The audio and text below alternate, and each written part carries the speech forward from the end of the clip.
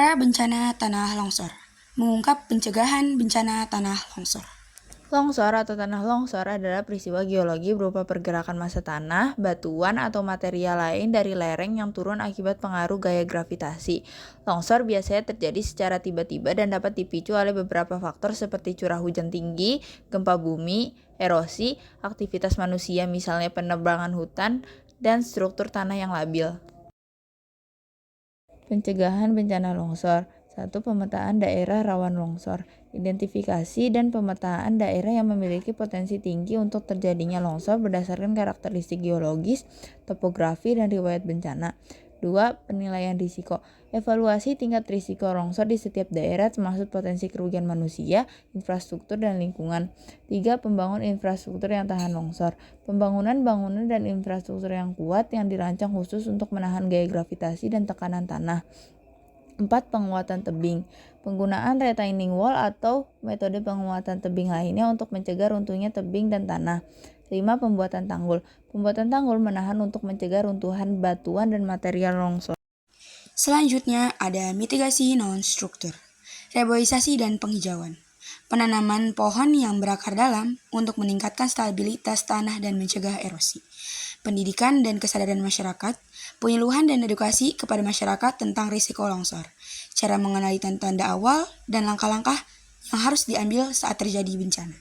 Sistem peringatan dini. Pemasangan alat pendeteksi pergerakan tanah dan sistem peringatan dini untuk memberikan informasi kepada masyarakat tentang potensi longsor. Perbaikan drainase, pemeliharaan dan perbaikan sistem drainase untuk mencegah penumpukan air di lereng. Pemadatan tanah, pemadatan tanah di sekitar perumahan untuk meningkatkan stabilitas dan mengurangi potensi longsor. Dampak fisik dan infrastruktur. 1. Dampak fisik longsor, hilangnya tempat tinggal, kerusakan lahan pertanian, pencemaran sumber air, kerusakan pada infra. 2. Dampak infrastruktur, jembatan yang ambruk atau rusak parah, kerusakan jalur kendaraan, kerusakan pada pusat layanan publik, pemadaman listrik dan air. Lalu selanjutnya ada dampak sosial dan kesehatan. 1. Dampak sosial. Banyak orang kehilangan tempat tinggal, stres psikologi atau trauma akibat gempa, kehilangan anggota, keluarga, atau kerabat. Banyak menganggur karena tempat kerja rusak. 2. Dampak kesehatan. Cedera fisik dari yang ringan hingga berat, penyakit menular karena sanitasi buruk, akses layanan kesehatan terbatas, dan kurangnya pasokan makanan yang layak. Selanjutnya ada upaya pelestarian. Upaya pelestarian lingkungan. 1. Terasering. Terasering adalah teknik rekayasa pertanian yang menciptakan lahan bertingkat-tingkat di lahan miring untuk mengatasi tantangan topografi, mencegah erosi, dan memaksimalkan penggunaan lahan. 2. Reboisasi. Reboisasi adalah penanaman kembali pohon di area yang sebelumnya merupakan hutan yang telah rusak atau gundul.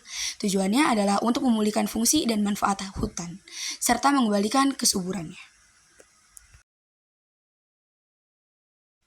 Lalu yang ketiga ada tebang pilih.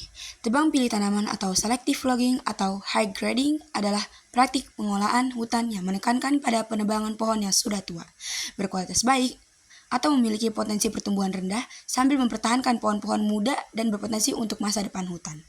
Yang keempat ada windbreak. Windbreak adalah penanaman yang biasanya terdiri dari satu atau lebih barisan pohon atau semak yang ditanam sedemikian rupa untuk memberikan perlindungan dari angin dan melindungi tanah dari erosi. Oke, baiklah, sepertinya cukup sekian dari kelompok kami yang menjelaskan tentang bencana longsor. Terima kasih atas perhatiannya.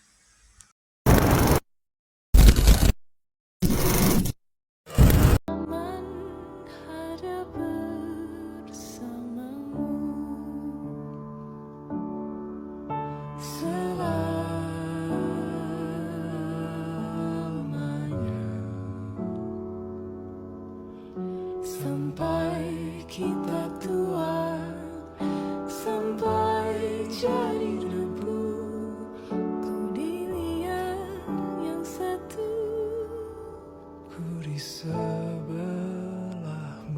Ternyata ada begitu banyak orang yang menderita akibat longsor. Maka dari itu, ayo kita lakukan upaya pelestarian agar terhindar dari bencana longsor. Bukan hanya untuk kita, tapi juga untuk Indonesia.